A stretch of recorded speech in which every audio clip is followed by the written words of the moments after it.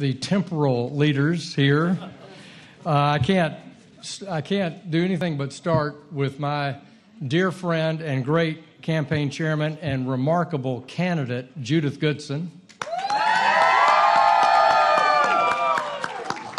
And every campaign has to have a leader. There is no more challenging job, and I want to thank John Grove for being a great campaign leader.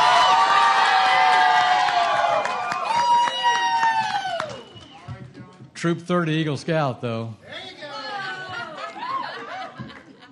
And we had terrific people working every day for us, like Terry Fiddler in Conway and Faulkner County. And I had the best district chairman of any congressman in the state was Sheila Beck from Conway County. Come on up.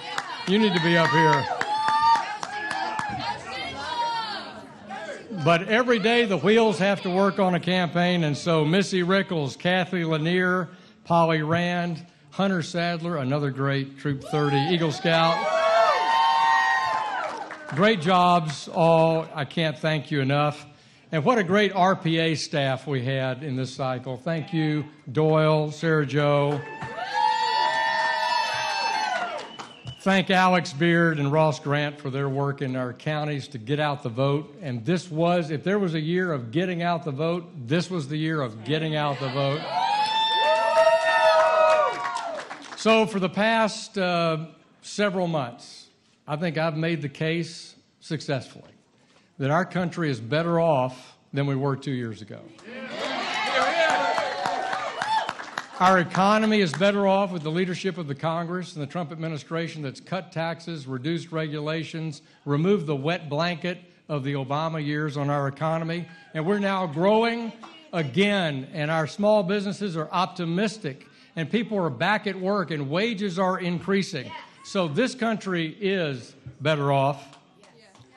Our country's better off from a national security point of view. Our country is better off for our vets. We have a plan to fight the opioid addiction that's in this country, that's plaguing this nation, that we're working with our states to solve, and we've done that because of the leadership of this administration and Congress. And our children's health is better off because we've got a 10-year authorization for the Children's Health Insurance Program. So for months, we've made the case that we're better off, and in fact, we are better off. And tonight, the citizens of Arkansas agree we are better off.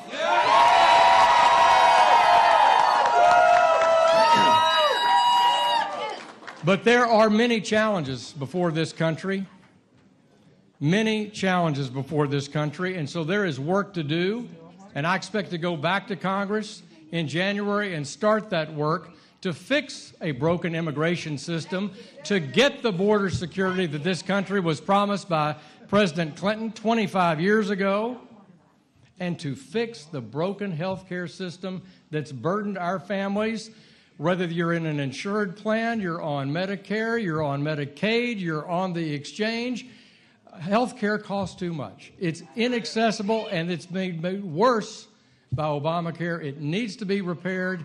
That's the job. I expect President Trump to lead us in that effort in the new year. In short, we can't in this country be satisfied by the status quo. We have to move for change to make our country better, and clearly those two are places where we have to work together and do that on both sides of the aisle and with leadership from our president. Now, let me say that campaigns are always exciting. They always bring out the excitement that we've seen in this district, both parties, both coming out, both carrying out their missions, and we've had outstanding voter turnout. But I'll just say, just as I noted about Judith Goodson, I admire people who don't sit on the sidelines in this country and who, in fact, get in and serve. And from top to bottom of the ballot that we just experienced, from top to bottom on the ballot, we are all citizens. And I admire those people who serve our great republic, because that's part of what we do. We make our country great through service above self. And if you serve in public life, that's what you're doing. And so I want to tip my hat to all those who run for office. And I have to conclude, as I always do, by quoting my favorite president, Theodore Roosevelt. 1919, and we all know this quote. It's been used by people in both parties, but when you think about admiring people who run for public office, including my opponent, it's not the critic who counts, it's not the man who points out how the strong man stumbled or the doer of deeds could have done better. The credit belongs to the man or woman who is actually in the arena, his face marred with dust, sweat, and blood. So let's all thank the men and women who get up every day and choose to put themselves out there and run for public office to serve the needs of our citizens, to make our country a better place.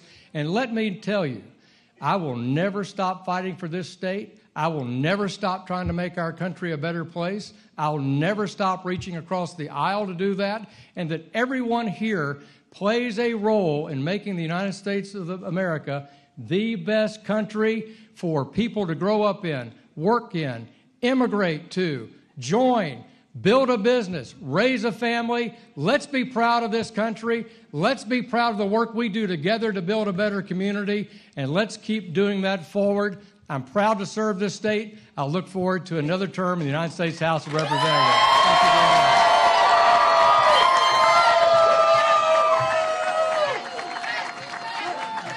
Thank you, everybody.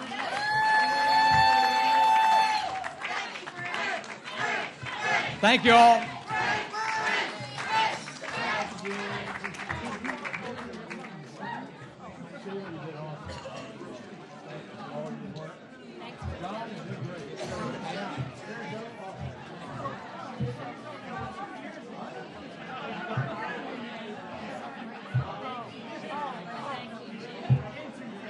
You do.